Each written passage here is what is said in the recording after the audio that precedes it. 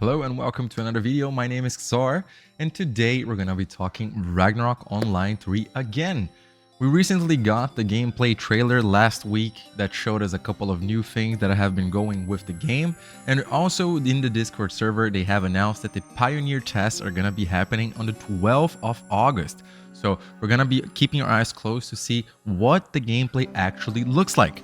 But first, let's talk about what's actually happening with the game and the news that we just got and the small red flags that have been raising that shows that this game could actually just be Gravity's next step into pay to win again. So when the gameplay trailer came out, I was actually really excited about it. The game seemed very fluid, the gameplay seemed nice, everything was new and fresh, right? And it was hitting the right points when it came to nostalgia. So it just hit me as someone who has been playing Ragnarok for over 20 years now. I was just aching for something new and not just a normal cash grab or a mobile game, right? So Ragnarok Online 3 was that last strand of hope. But we recently got a couple of news on the Discord server that have been raising some eyebrows, and the community itself has been a bit worried on how much pay to win this game is actually gonna be, right?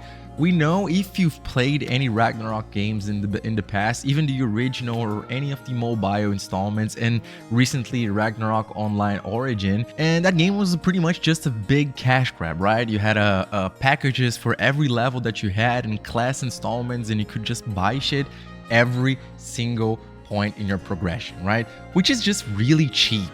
And it's kind of weird because in the Discord server, some people have been defending the pay to win too, which I don't understand, right? Like, I don't mind paying for stuff in a game. Sure, that's a way of supporting a game, but pay to win is just a break of immersion, right? It's just breaking the fantasy that we go to these MMOs for. When I play Ragnarok, I play for the fantasy of joining a world where I'm not tied down by like a main quest line or like a quest path that I have to follow to level up my character, and I can just explore the world on my own, or like just a free world of fantasy where I can explain at my own will.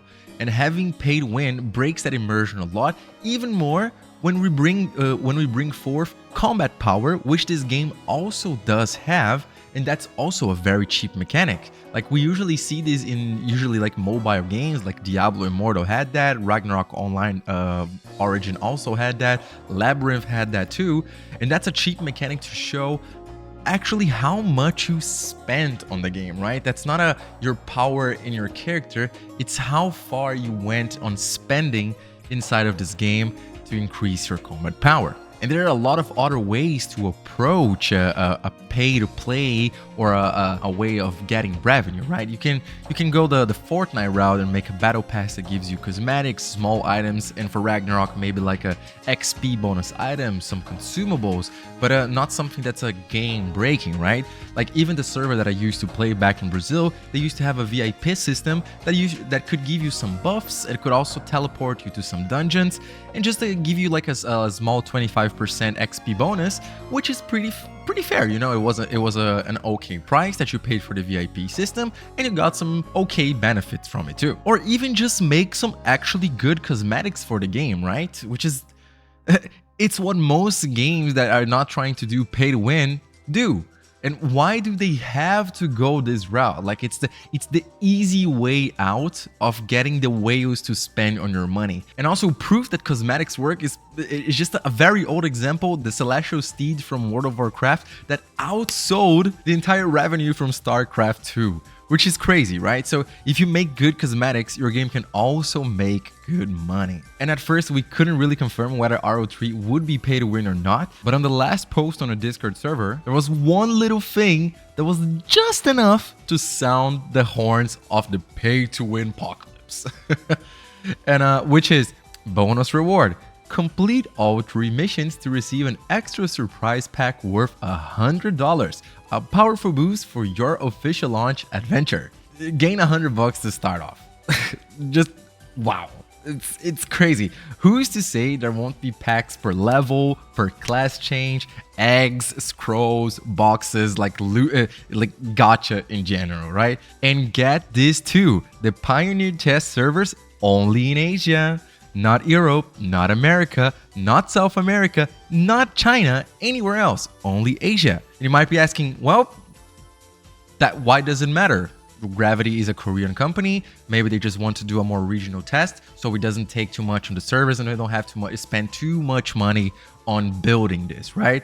But at the same time, we gotta remember, Europe has some of the strictest gaming monetization laws in the world. Belgium and the Netherlands loot boxes are basically banned. They're considered completely gambling. And on top of that, we also have the GDPR, which is the strictest data protection law in the planet. And complying with every single EU country is expensive and complicated. And even if one of your monetization systems break the rules in one country, you have to fix it for everyone, or you can just skip the region entirely, right? So not having an EU server or not having any news that we could get an EU server, international server, or something alike, it starts raising some concerns again, right? It's another line, it's another dot on the line that forms the path to pay to win. And also China is another play field, it's another battlefield, but again, China has strict play times, gacha, and a lot of laws that circumvent how games can actually monetize it. So not having a test server in China as well also is another point, maybe a smaller, it's another point to make that line. And again, a lot of it's speculation, but they're starting to give us a couple of evidence that shows the path that we could be going. Also, we know that the developers for RO3 are the same developers that did RO Origin, which was a huge cash grab and was just straight up like just trying to milk you for your money. At the end of the day, all I want is to see this game thrive, you know, like be a real RO-like experience, like the real OG, where I can just grind my hours away, make new memories, and leave that fantasy that I was talking about of just roaming the world and enjoying that fantasy-like experience where I can just meet people and enjoy the world at my own pace. And again, remember on the last trailer, those 10-player dungeons? Now, if we go back to combat power, what do you think will happen? If those dungeons are hard enough, if you don't spend money and you don't have that combat power up, you're not getting parties, you're not doing that content, you're gonna get gated just because you don't spend money on it. Or even maybe a guild, a party, or any party necessary content, right? And that's not skill-based progression, right? That's credit card progression. The more you swipe, the more you win, right? The thing is, we can't know for sure. We're gonna know more on the Pioneer test that's gonna be happening next week. So be sure to subscribe and leave a like so I can keep you updated on everything that's coming on for Ragnarok Online 3 as well. I'm still excited for Ragnarok Online 3, but I'm starting to get my guard up a little bit more, right? The lack of an EU server, Gravity's monetization history, and the combat power system, everything like it's pointing to a certain path, right? But anyway, the Pioneer test is happening soon, so be sure to subscribe so I can keep you guys updated on everything that's going to be happening. I hope you enjoyed this video, and I'll catch you in the next one. Czar, out.